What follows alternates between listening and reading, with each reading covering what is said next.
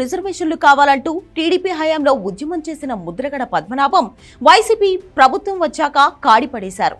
2009 ఎన్నికల్లో ఓడిపోయాక ప్రత్యక్ష రాజకీయాలకు గుడ్ బై చెప్పేసిన ముద్రగడ ప్రస్తుతం పొలిటికల్ ఉక్కపోత భరించలేక ఫ్యాన్ కిందికి రావాలనుకుంటున్నారట. ఈ క్రమంలోనే పిఠాపురం అసెంబ్లీ నియోజకవర్గం నుంచి వైసీపీ అభ్యర్థిగా పోటీ చేయడానికి ఆసక్తి చూపిన పార్టీ పెద్దలు మాత్రం ఆయనను వేరే విధంగా కన్విన్స్ చేస్తున్నట్లు తెలిసింది. అక్కడ సిట్టింగ్ ఎమ్మెల్యే దొరబాబుని పక్కన పెట్టేసింది అధికార పార్టీ. ఎంపీ వంకా గీతను పిఠాపురం బరిలోకి దింపే అవకాశాలు కనిపిస్తున్నాయి. జనసేన అధ్యక్షుడు పవన్ కళ్యాణ్ ఇక్కడి నుంచి పోటీ చేస్తారని తొలుత జోరుగా ప్రచారం జరిగింది. అదే నిజమైతే ఆయన మీద వైసీపీ అభ్యర్థిగా ముద్రగడను నిలబెడతారని అనుకున్నారు అంతా. కానీ మారుతున్న పరిస్థితులకు అనుగుణంగా పవన్ పిఠాపురం వైపు చూసే అవకాశాలు సన్నగిల్లుతున్నాయి.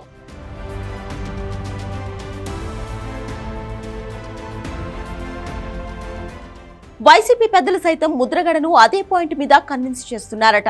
జనసేన అధినేత పోటీ చేస్తానంటే కదా మీరు పోటీ చేసేది, ప్రస్తుతానికి పిక్చర్ అలా లేదు కాబట్టి మీరు మా దారిలోకి రావాలని వర్తమానం అందించినట్లు తెలిసింది.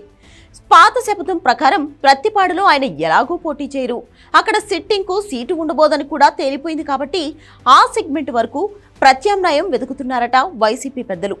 అన్నీ అనుకూలించి ఓకే అనుకుంటే ముద్రగడ పద్మనాభం చిన్న కుమారుడికి ప్రత్తిపాడు సీటు ఇచ్చే అవకాశాన్ని పరిశీలిస్తామని చెప్పారట పార్టీ పెద్దలు.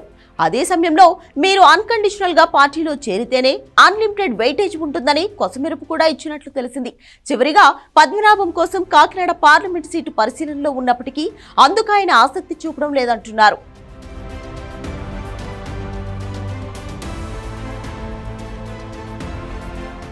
పార్లమెంట్ సీటు పరిధిలో ఉన్న ఎమ్మెల్యే అభ్యర్థులు సైతం దానిపై రకరకాల వాదనలు తెరపైకి తీసుకొస్తున్నారు. అక్కడ ఆ ఫ్యామిలీ నుంచి పోటీ చేయకపోవడమే బెటర్ అని అంటున్నారట. మొత్తానికి ముద్రగడ పద్మనాభం వైసీపీలో చేరడమైతే ఖాయమైపోయింది. సీటు పోటీ తర్వాతి మ్యాటర్స్. దాదాపు 15 ఏళ్ల తర్వాత పొలిటికల్ స్క్రీన్ పై యాక్టివ్ అవ్వబోతున్నారు ఆయన.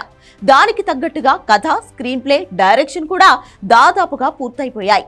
ఇక రాబోయే రోజుల్లో ప్రొడక్షన్ వర్క్ పూర్తి చేసుకుని ఏ విధంగా పిక్చర్ చూపిస్తారో తేలాల్సి ఉందంటున్నారు పరిశీలకులు. ఆ పిక్చర్ నేరుగా థియేటర్లో రిలీజ్ అయి బ్లాక్ బస్టర్ అవుతుందా లేక ఓటీటీకే పరిమితమవుతుందా అన్నది చూడాలి.